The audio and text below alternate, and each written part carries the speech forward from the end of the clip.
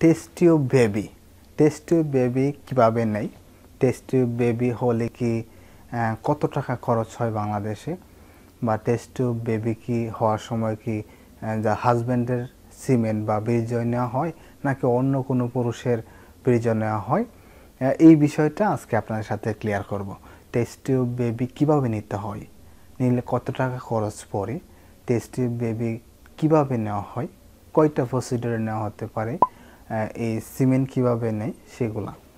অবশ্যই নতুন হয়ে থাকলে চ্যানেলটা সাবস্ক্রাইব করবেন, কমেন্ট করে আপনার মতামত জানাবেন এবং ভিডিওটা বেশি বেশি শেয়ার করে দেবেন।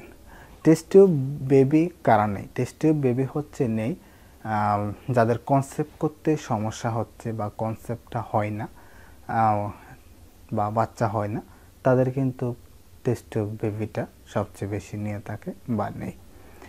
টেস্ট টিউব বেবি নেওয়ার জন্য পুরুষ এবং নারী অর্থাৎ স্বামী স্ত্রীকে তাদের রুটিন যে পরীক্ষাগুলো রয়েছে, রুটিন পরীক্ষাগুলা খুব সুন্দরভাবে করে নিতে হয়। যেমন সিবিসি, সিরাম ক্রিয়েটিনিন, আরভিএস, অর্থাৎ রুটিন পরীক্ষা যেগুলো লাগে, আলট্রাসোনোগ্রাফি, ইউরিনারি, হরমোনটা সকল কিছু দেখার পরে ডক্টর আপনাকে একদিন আসতে বলবে।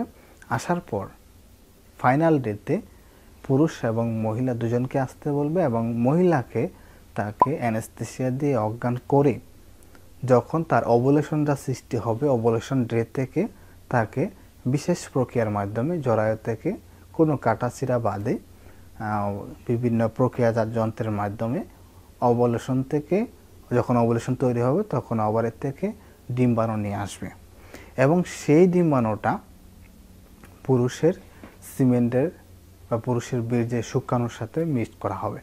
দুইভাবে করা হয়ে থাকে, একটা হচ্ছে ফ্যাক্ট ট্রান্সফার আর একটা হচ্ছে পজেন ট্রান্সফার।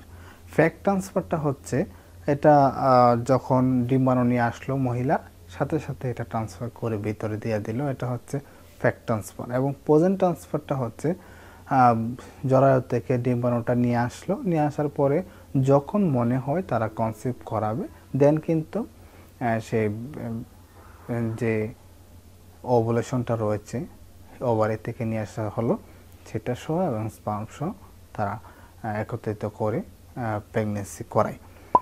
এর জন্য বাংলাদেশে খরচ কত হয়? বাংলাদেশে টেস্ট টিউবের জন্য 2 থেকে 2.5 লাখ টাকা খরচ হয়।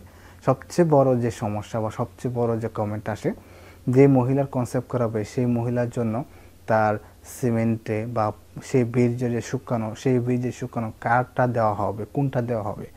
অবশ্যই সেটা স্বামীরটা দেওয়া হবে।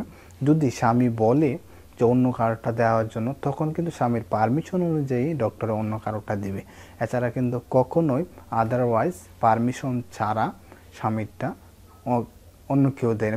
বেশিরভাগই দেখা যায় বা সচরাচর সবাই নিজের শুক্রাণুটা দিয়েই টেস্ট টিউব বেবি জন্মদানে সাহায্য করে বা জন্মদান করে। এটা ছিল আজকের মতো ভিডিও। আশা করি ভিডিওতে আমি সকল কিছু শর্ট করে বোঝানোর চেষ্টা করেছি। আশা করি ভিডিওটা আপনার কাছে অনেক বেশি উপকারে আসবে। বেশি বেশি শেয়ার করে দেবেন এবং কমেন্ট করে আপনার মতামত জানাবেন। ধন্যবাদ সকলকে।